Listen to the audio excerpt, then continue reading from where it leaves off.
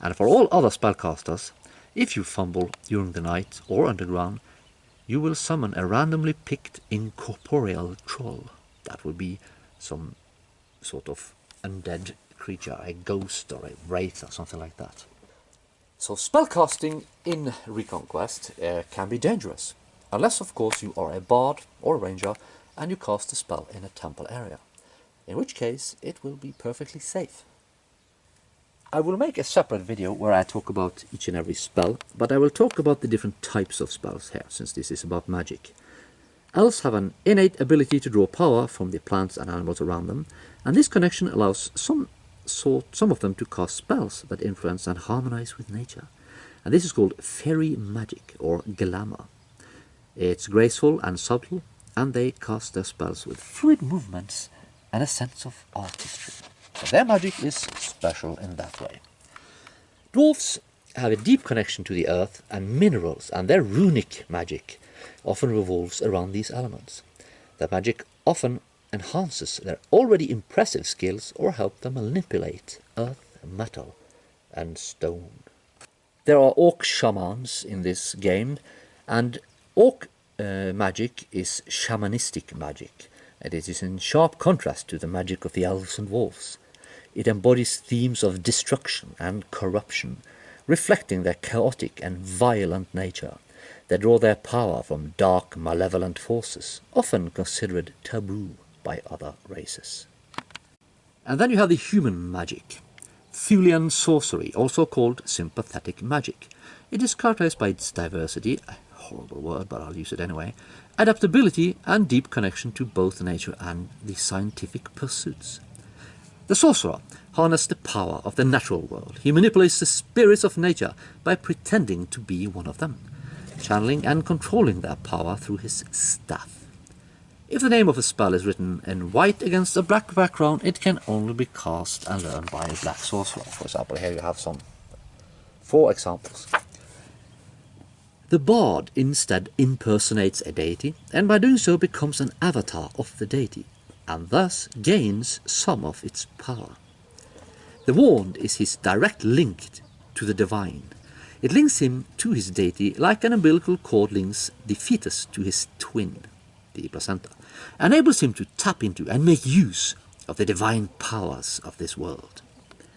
The ranger communicates with the Skadi herself through interaction with animals and plants, and by speaking to and understanding nature, receives favors from Skadi in form of spells.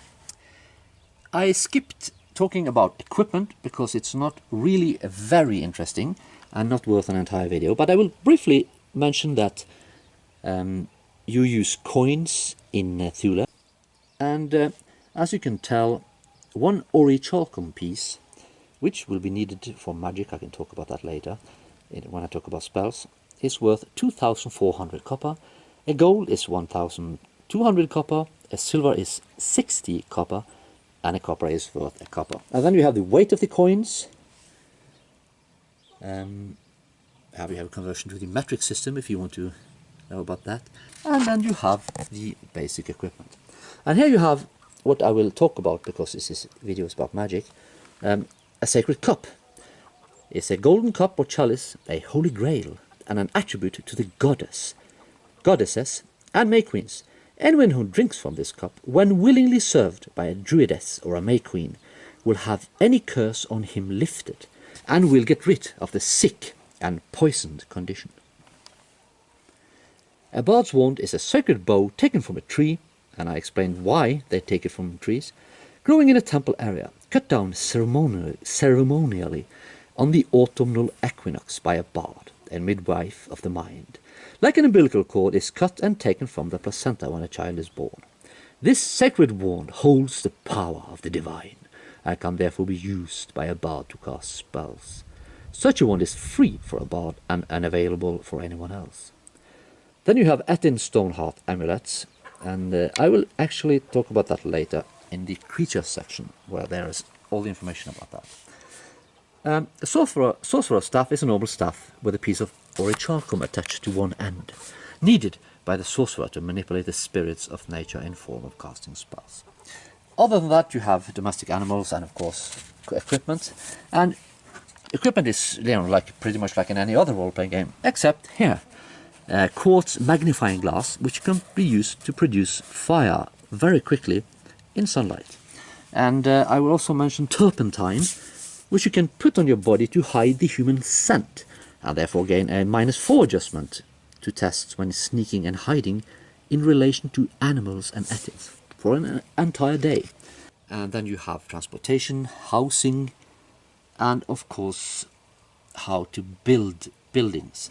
This list is pretty complete, but it will be actually extended a little bit in the expert rules, and you will also have you know, added hit points and such, because there will be sieges in the expert rules. Magic is also something that will show up in the treasures part, where you can find random items when you find treasures, but I will make an entire video about that alone actually. Creatures too sometimes have magical abilities, but again I will discuss that when I talk about the different creatures. I will make videos about the spells and the different types of spells as well, but this is all for the video about magic. As you can tell, it can be dangerous, and it is very much based on the magic that the deities and sorcerers had or have in fairy tales and myths. I can add that although only dwarfs, elves and bards, rangers and sorcerers can cast spells, you can find magic rings in ReconQuest that will enable anyone to learn spells as they gain experience points. So if you are a warrior and you find this little trinket on the floor someplace in a deep dungeon, you might actually be able to learn to cast certain spells. Of course, if you have the intelligence enough for it. So there you have it. Magic in ReconQuest.